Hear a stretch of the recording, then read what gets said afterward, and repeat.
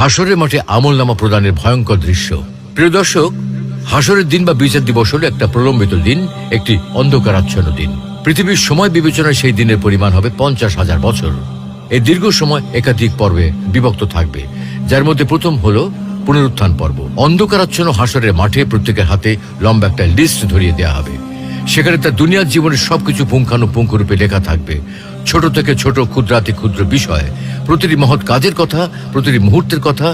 এক মুহূর্তের বিবরণ বাদ যাবে না। তখন এই বিবরণ নিয়ে মানুষ সামনের দিকে যেতে থাকবে, মূল বিচার মঞ্চের দিকে এগুতে থাকবে। হাসরের মাঠে এমনই এক মহা ত্রাসের পরিস্থিতির সৃষ্টি হবে। আর এ কারণেই সেদিন কাফের মুনাফিকরা মুখের উপর ভর করে হাঁটবে, ভয়ে আতঙ্কে চোখে মুখে কিছুই দেখবে না, যেন অন্ধকার হয়ে গেছে। তাদের মুখ দিয়ে কোনো কথা বের হবে না, যেন তারা বোবা হয়ে গেছে। আশপাশের কিছুই কানে শুনবে না, যেন তারা বধির হয়ে গেছে।